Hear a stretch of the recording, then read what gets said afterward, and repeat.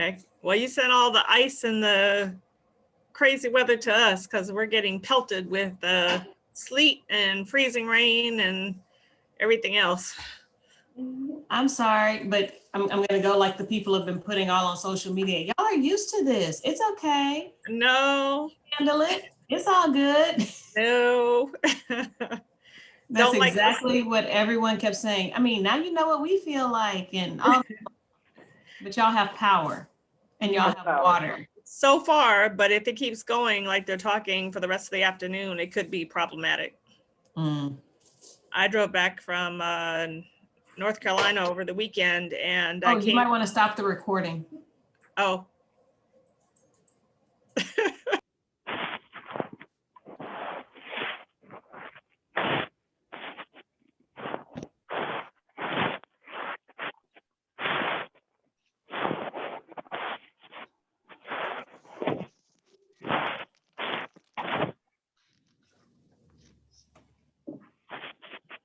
I was just saying for all the new people that have hopped on that I talked to you guys by email for years and years and have not actually seen you face to face. So this is pretty cool.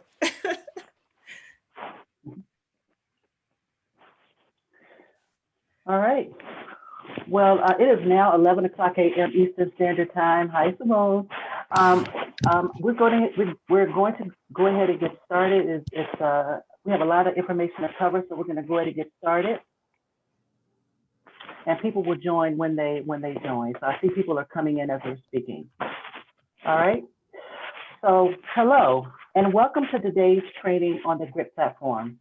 My name is Donna Casimir, Meetings Manager at ADIA. Thank you for joining today's training session. We want to ensure that you have the best possible experience as you navigate ADIA's virtual exhibit hall and networking with our attendees. Today's training session will be led by Casey Pinella with GRIP. Just as a reminder, we are recording today's session and a link will be provided after this session for your reference. And with that, I'll turn it over to Casey with GRIP. Hi, everyone. Thank you for joining us today to review the GRIP matchmaking platform. My name is Casey Pinella, and I am a customer success manager at GRIP. And today I'm going to be walking you through the platform through the eyes of an exhibitor representative to show you all of the great matchmaking and networking capabilities you'll be able to utilize during the event to drive your business forward and build new connections. So our solution was founded to help professionals achieve their ROI by helping you connect with the right professionals based on your unique goals.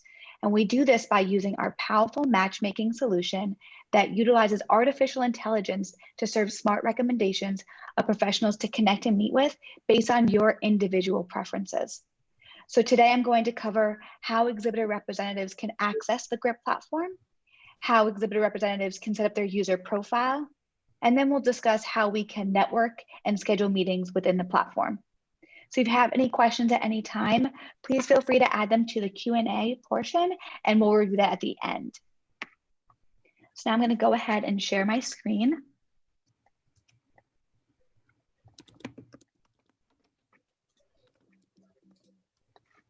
And here we have the homepage of the pre-event page for ADIA's 2021 event. So you'll notice at the top, you'll have this networking button here, and you'll receive access to this on February 26th.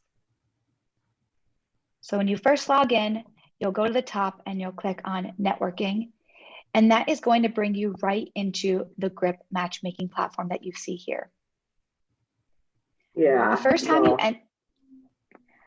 you enter the matchmaking platform, you'll be prompted to go through a quick onboarding process. And this first page will ask you to fill out some questions specific to you as an individual, as well as your company preferences. And this data will be used to help serve relevant recommendations of attendees to connect with by matching you to their complementary preferences. So you see here we have area of expertise.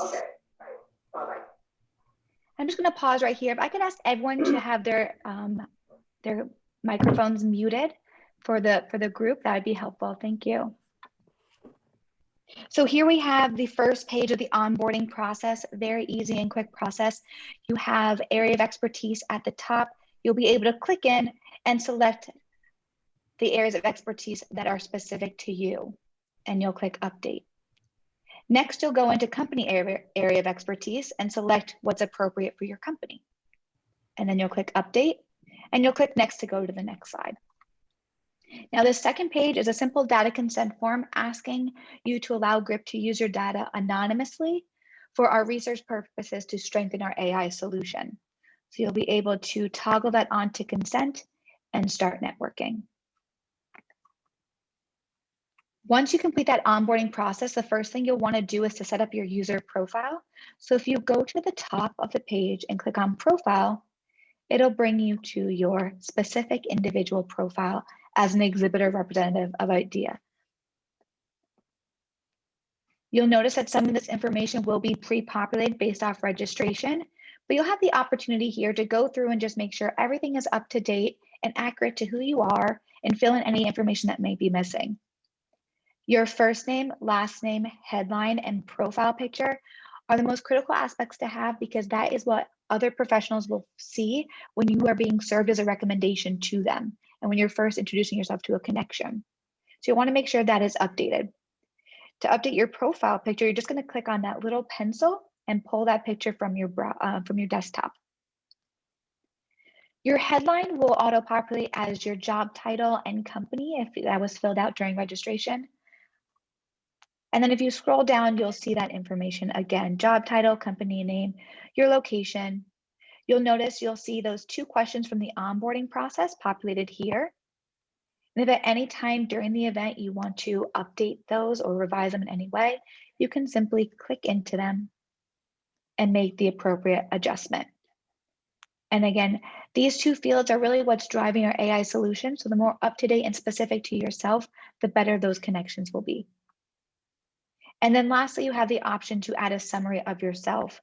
This could be any additional information that you would like to share with users, your company, yourself, who you're looking to meet, any additional information that you think would be beneficial to know when determining if a professional would like to connect and meet with you or not. So once you update all those fields, you're just going to go to the bottom and click Update down below, and you'll get that pop-up that's successfully updated. If for whatever reason you're not participating in the networking aspect of the virtual event, you can go ahead and delete your account if you need to down below. Now, scrolling up, you will have the option to, or you want to go and manage your availability. Here you have the opportunity to block off any dates and times that you're unavailable to meet during IDEA. So maybe you're only going to be working the event during specific dates or within specific hours. You can update your availability here. And for this year's event, the event is going to take place from March 10th to 16th from 12 p.m. to 6 p.m. Eastern Standard Time. So you're going to see those time slots along the side here. You'll notice that the times are shown in New York time. I personally sit on the East Coast, so it's reflective of my browser settings. So if you happen to be tuning in or participating from the West Coast or wherever in the world, you will have your respective time zone here, and the times will be reflective on this side as well. Now, if there are those dates and times where you might be unavailable during the event, all you have to do is quickly find that date and time and click on that time block, and it will mark you as busy. If you're not joining for a full day, for example, you can mark the entire day off as busy as well. And then just make sure to hit save at the bottom. It's really important to have your availability updated at all times because when you are receiving meeting requests from individuals, they're only going to be able to select from times where you are available. So having this up to date will ensure that your scheduling is very smooth. We don't allow in the platform any double booking. So we're going to take all that legwork out of it and only serve the available dates and times where all parties are available to meet. So once you update your availability, you're going to select save, and then you're going to move to manage my notifications. We do recommend having all notifications on to ensure the best user experience. You'll notice that this email notifications is automatically toggled on. This just means that all users will automatically receive email notifications when a connection sends them a chat message. And I'll show you what that looks like a little later on. but this allows you to receive email notifications outside the platform so you don't miss any possible connections or conversations with professionals during the event. Desktop notifications, this allows you to receive a pop-up banner throughout the platform. You might already have this established with your personal or professional email accounts where you see your pop-ups happening in the top right-hand corner. If that's a preference for you, you can turn that on as well. And then you're going to click save and your profile is completely set up. If at any point throughout the event you need to make updates, you can always go back to your profile and change things up accordingly. You'll also be able to export your meetings that you've scheduled throughout the event. So as you book meetings, you can come back here and export to a CSV file to be able to take that away with you, or even after the event, if you want to make sure you grab this as a record of the meetings that you've had. It's important to note that in the CSV file, you will not receive contact information due to GDPR privacy laws. So it's recommended that if you want contact information of those you've connected with, that you ask via the chat function or you ask during your virtual meetings. However, just know that if attendees are visiting your virtual booth, they can drop their business card and share your contact information with you there. So that's everything important to note in your profile. So I'm going to go back into the home page by clicking home. And here we have the home page of the platform. So you notice on the left-hand side, you'll see some action items, which we'll walk through together as they pertain to matchmaking and networking. On the right-hand side, you'll see a shortcut of your connections. So connections are formed by showing mutual interest in one another. And once you are a connection, you're able to chat with that individual. So you can simply click on your connection. It opens a chat window and you can send them a quick message or chat within the event, one-on-one. You can also minimize this just to have a better view of the homepage if you'd like. On the top right, you'll see notifications. You'll be notified of any actions within the platform, such as meeting requests, meeting reschedules. If you have a new connection, if a meeting was declined, you will see all of that appear within your notification bell. And there will be a little 1 or 2 icon indicating that you have unread messages. And you can simply open up the notification. And if you want to click on one specifically, it will take you to that specific act within the platform. Lastly, you have your profile, which you can always go back to. That's where we just were. And then on the top, you have a search bar. So if there's anything specific that you want to search for, a professional that you know might be attending or anything of the sort, you can use that search bar to find that relevant individual. So now that we kind of understand the layout or the format of this environment, I'm going to walk you guys through the left-hand navigation and talk through each of those actions and how they pertain to matchmaking and networking, starting with recommended for you, which you see right here on your homepage. So smart recommendations are going to be served to you based off the onboarding questions that you filled out, the information you have in your profile, and the activity that you take on the platform. So you're served 10 recommendations at a time, and you can just scroll down to see all of the recommendations that you have. As you interact with them by showing interest or skipping, more recommendations will appear on this list based on those preferences. So as you use the platform, as you show interest and possibly skip on professionals, our AI solution is going to get smarter on your preferences and serve you smarter recommendations. So it is encouraged to be very active and engaging on the platform. If you show interest in another individual, they will be notified, and once mutual interest is formed, they will appear as a connection. So I'm going to show interest in Robert Smith, and we'll see him a little bit later on. And then if there happens to be some professionals that might be irrelevant for your business, you don't feel that there's a need to connect or meet with that individual, you can go ahead and skip that individual by clicking skip. And skipping is anonymous, they won't be notified. So please skip if there are relevant users, because again, it will teach our AI solution your preferences to serve you smarter recommendations. So I'm going to skip on Susan Crow, and we'll see her again a little bit later. We'll touch on request a meeting a little bit later as well. So now I'm going to jump to interested in you. These are the individuals that have shown interest in you. Think of this as they've stuck out their hand for a handshake. And if you show a mutual interest back, a handshake is made and a connection is formed. So if I show mutual interest in Jane, you'll notice that handshake is made. We're now a connection. Jane will now appear on my connection board on the right-hand side. And she's also going to appear in my connections, which we'll see next. So a connection is formed when there's mutual interest between two parties. And once you're a connection, you're able to chat with them throughout the event. Now going to my connections, we can see my connections here. These are the individuals I've shown mutual interest in. If I've shown interest in somebody, they're going to appear in my interested list. So in this example, if you remember, I showed interest in Robert Smith. So now I have him tracking on this my interested list, just to let you guys know of who you have shown interest in so you can keep track of them throughout the event and monitor to make sure they are moving to a connection. And then my skip list. So if you remember, we did skip on Susan Crow. If at any point you realize that, Susan Crow is actually relevant to my business, I do want to possibly connect with her, you can always go and unskip them and it'll take them off that list and then you could revisit them. So nothing is permanent, skipping is anonymous. So if there are irrelevant users on the platform to your business, you can easily skip them to teach our AI solution your preferences. So I'm going to jump back to my connections and I'm going to now show you how to request a meeting.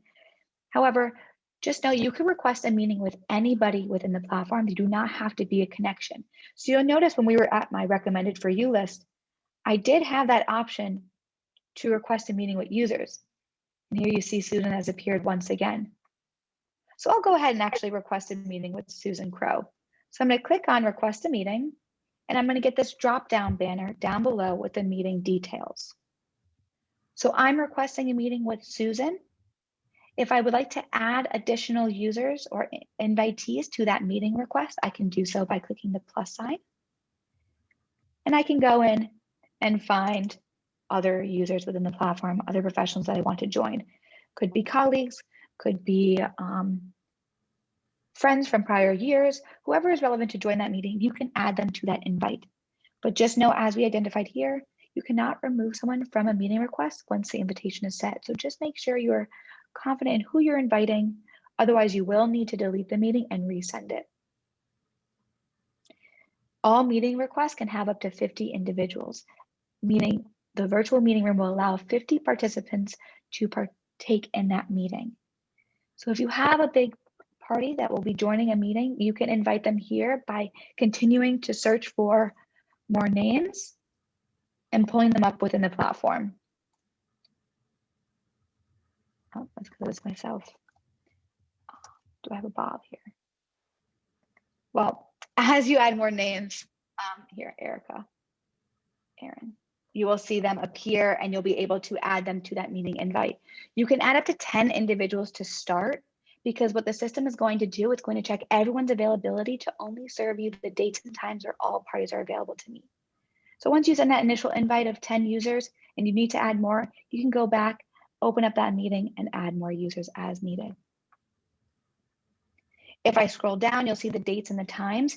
This will auto-populate based on everyone's availability. Again, based off that availability within your user profile. But if you have a preference, you can open this up and select from other dates. And here you are going to see the event dates of March 10th to the 16th. And if you open up the times, you're going to see the available times of when all parties are available to meet. So any of these times will work. Everyone is available, but if you have a preference, you could go in and select that time. Now, the location of the meeting will take in a virtual meeting room. So the location is called Idea Virtual Appointments. And then you have the option to add a personal message. So it's really recommended to add a personal message because it will help with the acceptance rates of those meetings. You're more inclined to join a meeting if you know the expectations or what's being discussed. It's how you time manage. So if you add that meeting message, that personal message, it will help you get a quicker response. And then your meeting request is done. You can click send. Before I do so, I just want to call out this item on the bottom. 4 meeting requests left until you reach the pending meeting limit.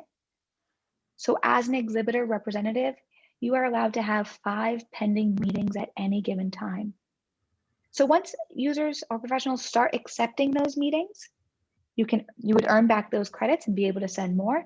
But any given time, you can only have 5 pending meetings. And that's really to make sure that all those meetings are being accepted and we're following through and we're not spamming the platform. So then I'm going to click send, and you'll be notified that your meeting request was sent. The invitees that you invite will receive a notification that they have a meeting request. They will also receive an email to the email that they registered for the event with that meeting request as well. This will appear as the event dates, who the meeting is requested with, and the location of that virtual meeting room, which will be ADIA virtual appointments. You'll be able to accept it or decline it through that email. It will bring you right back into the platform. And once it is confirmed, all parties will receive a confirmation email that will look something like this, which has the dates and times, the individuals joining that meeting, and you can also link it to your professional calendar if you would like to. So now if I go to my schedule and I scroll down, I will see that meeting request that I sent out.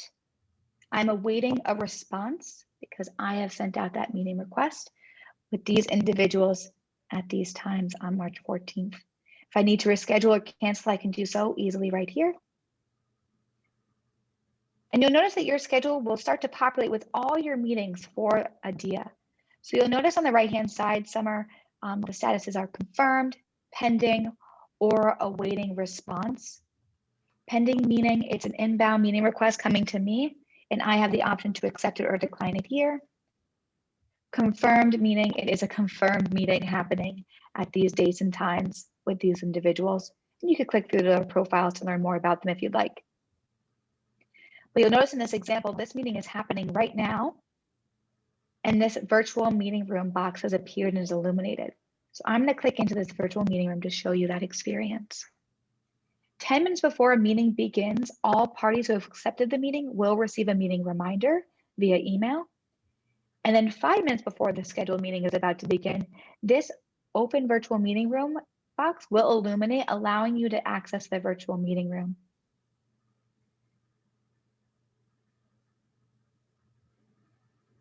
And you'll notice it opens up right within the platform. There's no additional tabs or downloads that you need to do.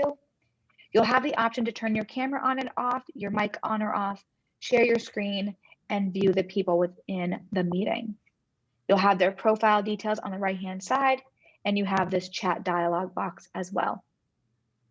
So again, meetings can have up to 50 people max. And during that meeting time, you can come and go as often as you need to. Just know that the meetings are 15 minutes in length.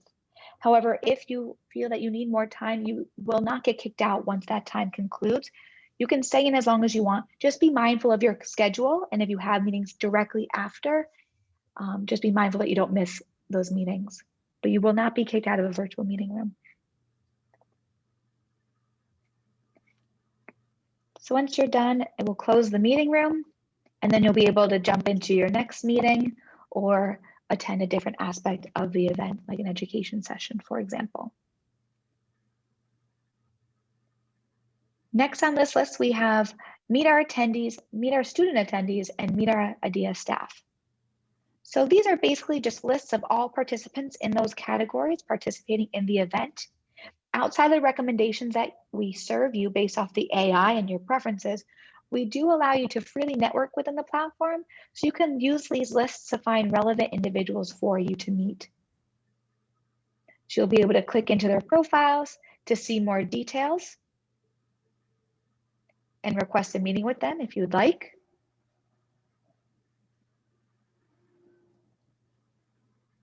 Otherwise, you can use these filters on the top of the list to kind of help narrow down your search based off that individual interest that you have. And again, it will all work the same way. You can show interest. By showing mutual interest, the connection will be formed.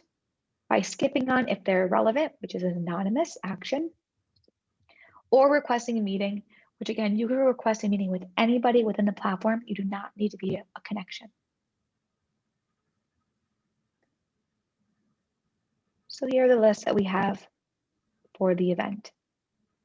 All work the same way. So you could use this list to find relevant people using the filter options, or you can use that top search bar as well. And then lastly, down below, we have two remaining links.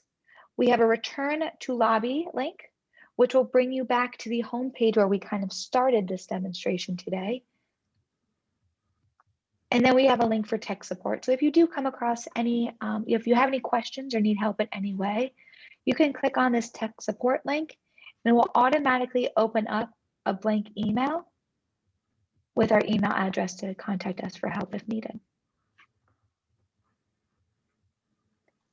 Now, one last thing to note, just because you guys are all exhibitors, I'm sure you're wondering, what will attendees see? Will they see my company list? So on your list right here, you are seeing the attendees, the student attendees, and the IDEA staff. When attendees log into the platform, they're also going to see exhibitor and exhibitor representatives. So if I were to search for a company, this is similar to what an attendee is going to see when they see your company listing. So it'll be the company name. They are an exhibitor of the event. They're located in the US, their website, their summary, and then their exhibitor representatives down below. And then on the right-hand side, you have the option to request a meeting with that individual. So the attendee can view that exhibitor list or exhibitor representative list to find relevant businesses to connect and meet with. And if they want to request a meeting, it will auto-populate with a representative here. However, if there's someone specific they want to request a meeting with, they do have the option to select from the full representative list of that company to schedule that meeting, or they can add additional participants if that's relevant for them. These dates and times will be available, will be shown of all parties available. And then you'll be able to formalize that meeting request as needed.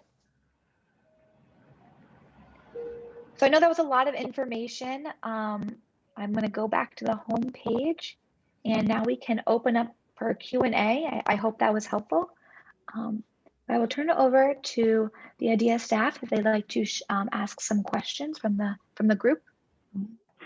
Well, first of all, thank you, Casey. Thank you so much. I know it's a ton of information, but just know this is a message to all the exhibitors. If we're going to be sending out some resource materials after this webinar, so you guys will be fully loaded with lots of information. And again, this session will be recorded. So if you don't feel comfortable asking any questions right now, we will send you some resource materials to go over all this again and explain it a little bit more in detail. So, Casey, one of the questions that came up was, can you show the share screen function? Like if they need to share their screen?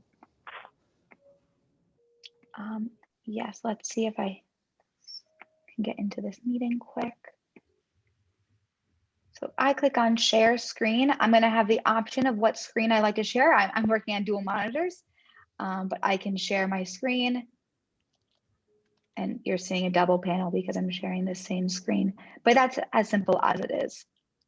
You'll have this identification box down below that you are sharing your screen as a friendly reminder, and you can stop sharing at any time.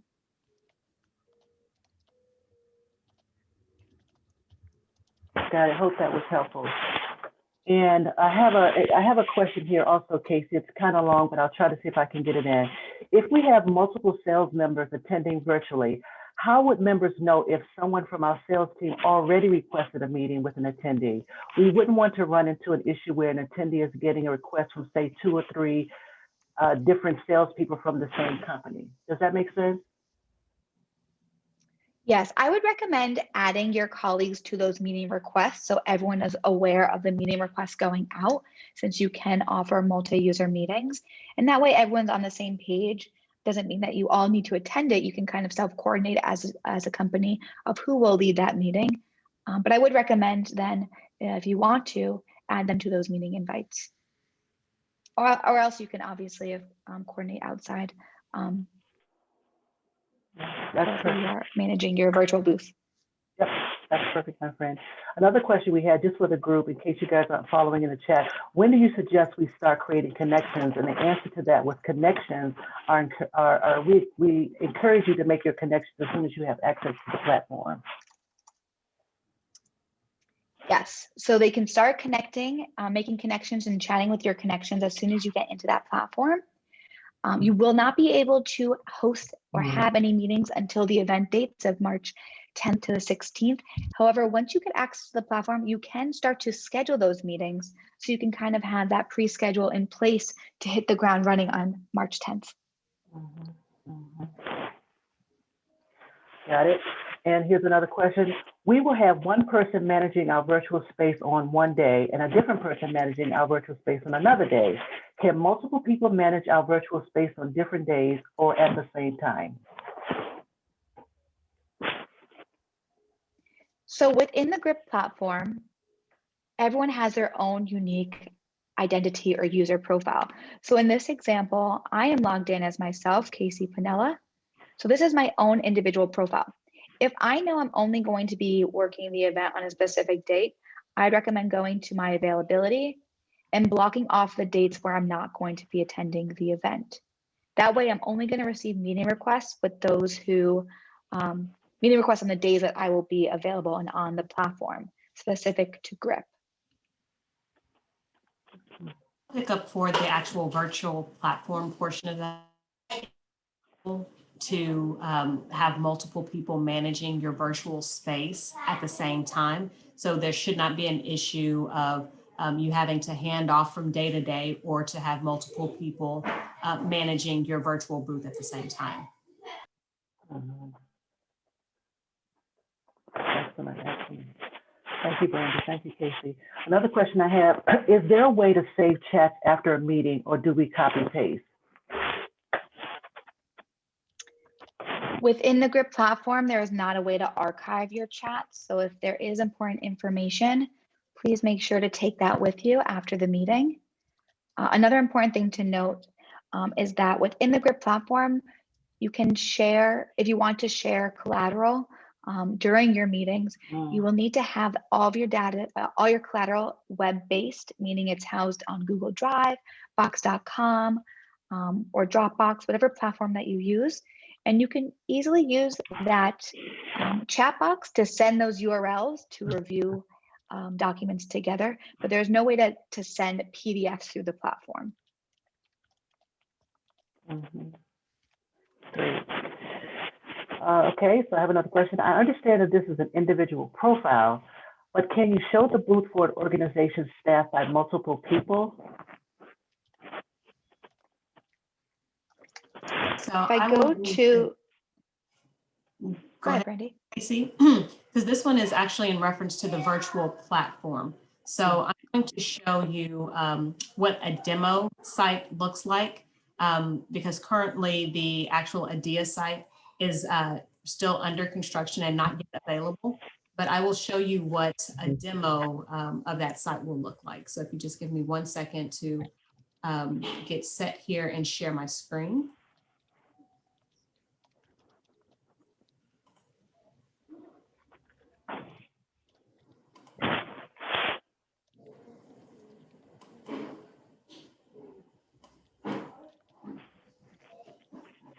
Okay. Please let me know if you can currently see my screen. Yes, we can see it, Brandy. Okay, perfect. As I mentioned, this is a demo site. Obviously, for the actual IDEA site, the coloring and branding will match the branding for the event. But this is actually one of the booths within the platform. So take a step back. There will be an exhibit hall similar to this, where your particular booth will be located. So an attendee would click on your booth. And within here, this is where a lot of you have already received the instructions to start to build out your virtual booths. So all of those pieces of collateral that you have submitted through the forms that you've received, from that portal are located on the elements here. So here is where you're going to see your banner. Your logo will be listed here, how your name will be displayed, your description of your company, any additional links that might be pertinent to the package that you've purchased, and additional collateral if you had videos and that sort of thing listed here. Your representative contacts would be listed on the side. And so as far as the management is concerned, there is an exhibitor chat window here that's available. Once you have logged into the platform, into the overall virtual platform, and you've accessed your booth, attendees can go into your booth and start chats with you here. It is up to you as the exhibitor to manage the chats that are being initiated within this chat window on your particular booth. So at any point in time, if you have multiple representatives attending the virtual meeting, all of those representatives have the ability to respond to any questions that an attendee might pose here.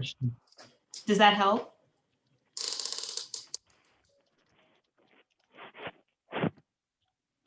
Thank you, Brandy. Thank you for that explanation. Thank you. I think people probably, it was very helpful to see this visual, to see it kind of sort of laid out from the attendee perspective so that they can certainly find the exhibitors, and that's the goal. So thank you for explaining that. I have a question from, let's see, from Scott Hobart. He says, can we have a link to our company virtual booth? Scott, I will resend that. It's been going to Amy Talley, but I'll resend that to you. No, I get that, but thank you.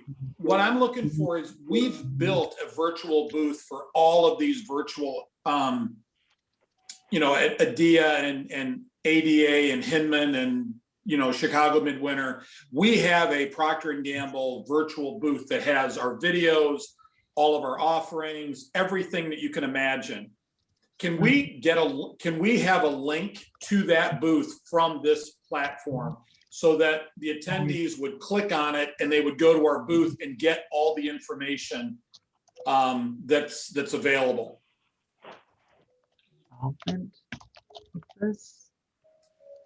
Yes, and that's possible as part of the uploaded collateral. Got it. One of the links you are able to provide and put the link to that virtual booth that's already been created, and it will show up here. So any attendee that accesses your booth will click on that link and be taken to the booth that you've already built out that houses all of your additional collateral. Perfect, because that everything's already done and in there. And then the second question, on the chat here on the left on what's on the screen, would that and could that be the communication that we have with attenders to our booth, as opposed to the previous training that about setting up meetings and things like that? So I would say that most conversations, and here's one thing just to note, Scott, that the booth that you're seeing now will not be available until the actual virtual platform opens, the full virtual platform opens on March 9th. Mm-hmm. The networking that Casey just walked you through will actually be available to you beginning on February 26th, because ADIA has opted to have a pre-event site that allows you all to start networking earlier. Okay, got it. So the pre-event, you can use what Casey just walked you through, and using that, you know, during the actual meetings. My recommendation would be to start conversations here and then move them into a private conversation on the GRIP platform. The reason I say that is because on this chat here, this is public facing. So any visitor to your booth will see the conversation that's being had. So if you do want to have, you know, kind of a one-on-one, that's what I recommend you going into the other side. Good point. Thank you. Mhm. Yeah, that's great. Thank you, Brandy, and thank you certainly for your question, Scott. Chris, you have a question here, sir. It says, can the exhibitor add content to their booth, or is it done by an admin? Casey, can you help to field that question, my friend?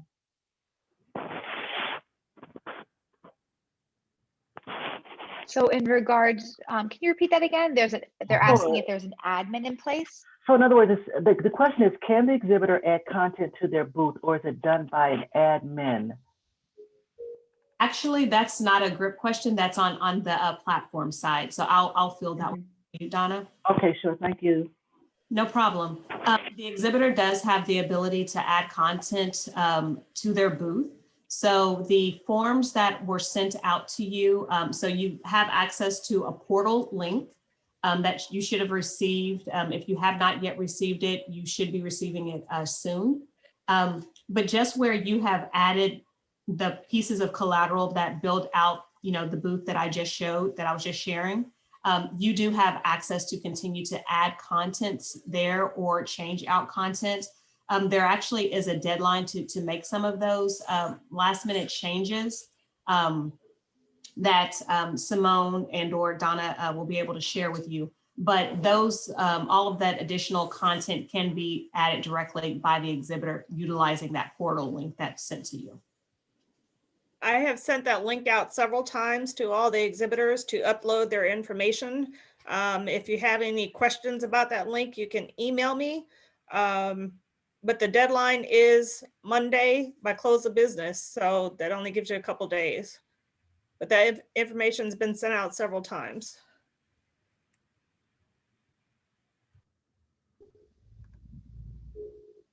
I'm sorry, could you repeat that?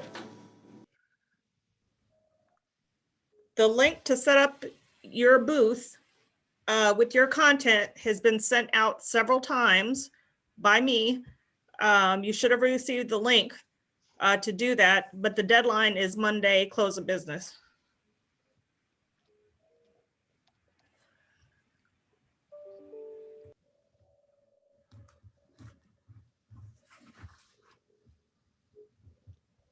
Sorry about that. I was on mute. I'm checking the chat right now just to make sure I'm not missing any questions. But if you guys have any questions, please feel free to put them in the chat right now, and I'll send them over to the Freeman and Grip folks. But it looks like I don't have any more questions. Does anyone have any more questions that you want to pose to the group right now? And Donna, it looks like there might be one question that I did not answer Yes, in please. that, and it came from Derek Robinson. Casey is actually directed towards the grip portion. Can you add someone to a meeting while the meeting is in progress? Thank you. Let's see if I can show an example.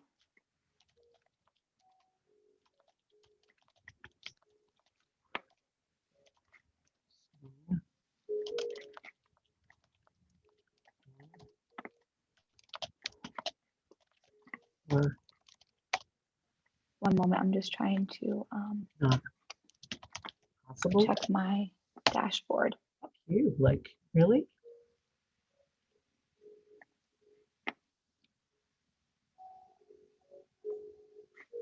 So here we go. Let me share my screen to show you guys an example of this. So if the meeting is happening, you can simply go to your schedule and click on meeting, and the meeting details are going to appear on the right-hand side. If you need to add any additional invitees, you can do so by clicking add invitee and adding the appropriate individual to the meeting. In that example, Jane was not available. She had a conflict because, again, in this platform, we do not allow double booking. So it's important that they are available, but you would just type in the respective person that you want to join, and then it would add them to the meeting request. Let's see.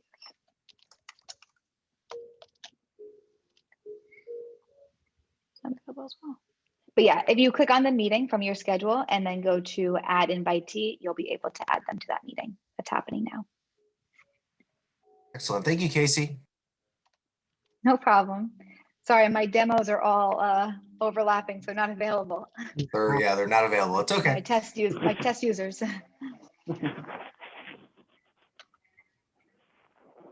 Great. Casey, how do you move from, sorry about that, how do you move from the chat in the booth to a 10-10 meeting? Amelia asked that question. I think I got that right. How do you move from the chat in the booth to a 10-10 meeting? I think it's intended to be a one-on-one meeting. Oh, one-on-one, I got it. Okay, fine. No worries. Brandy, if you want to show that on your Yep. page. I will do that. Resharing. Thank I'll you. start the conversation and Casey will pick it up. We'll tag team this one. So the conversation has begun in the exhibitor chat here. What you can recommend is asking, would you like to have this a one-on-one conversation? Let's connect, excuse me, in the grip, let's schedule a meeting. And so as you see here, there's a schedule a meeting button that's going to be on all of your booths. And when the user selects the schedule a meeting button, it will take them into the grip platform. And at that point, they will be able to select a meeting time with the associate representatives. I'll stop sharing now, Casey, if you wanted to pick up there.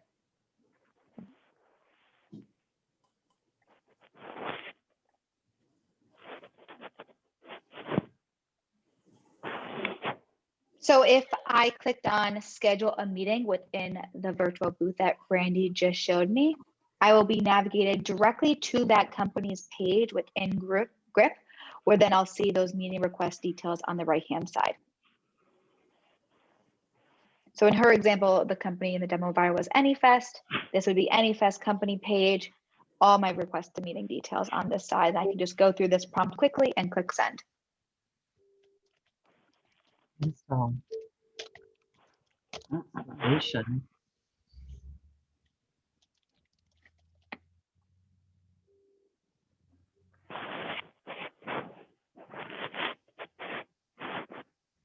Thank you. Any other questions?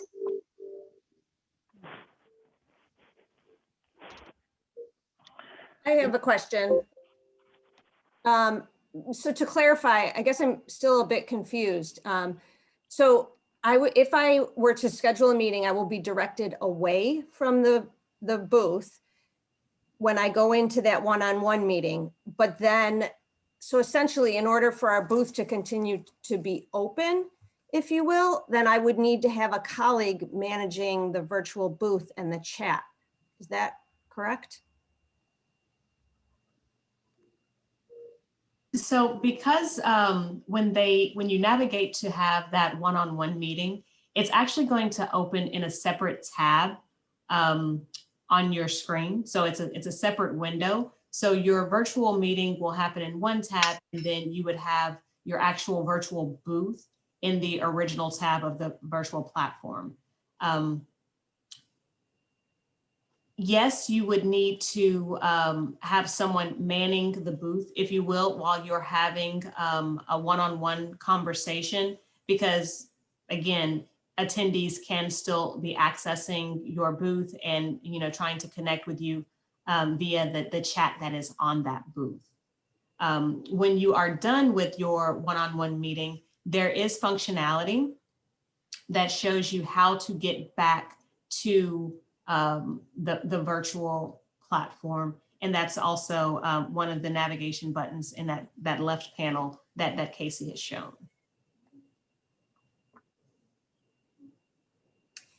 So during the exhibitor hours, you guys essentially want at least one person managing that virtual booth during the intended hours, but then I could schedule separate one-on-one meetings outside of those virtual booth hours from the 10th through the 16th. Is that correct? Am I understanding that correctly?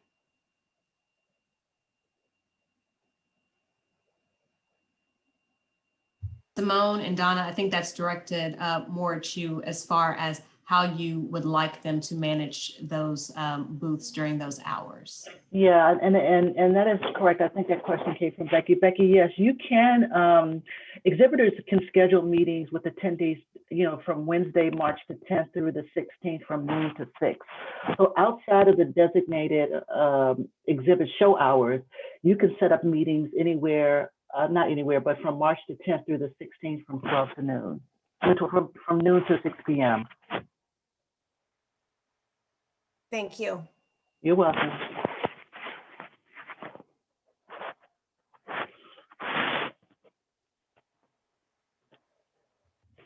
All right, well, I just want to make sure that we give everybody an opportunity to ask questions here. Now is the time to do it. We have about 10 minutes left, but if there's any more questions, please feel free to put them in, please feel free to ask them now while we have the time. But otherwise, if there aren't any more questions, just know that we will have some supplemental resource materials to share after this meeting. This session will be recorded. We'll send you a link right after once it gets processed, we'll send a link right out to you so that it can refresh you on this whole process. But with that, is there anything else that Casey, you'd like to share, or Brandy, you'd like to note that we've missed? Hi, Donna, it's Audra. There is a question about, will the link set up for the booth be sent out by Simone, sent out again, or is that not possible? So if someone could just answer Melissa's question. I did. I responded to her directly. Great, thank you. Yeah, I also responded as well, so she has the link. But yes, it'll be sent out again. I sent it out yesterday and I can send it out again tomorrow. If anybody needs the link and hasn't viewed it, you can send me an email and I can resend it again if you need it today. Mhm. But it's been sent out several times.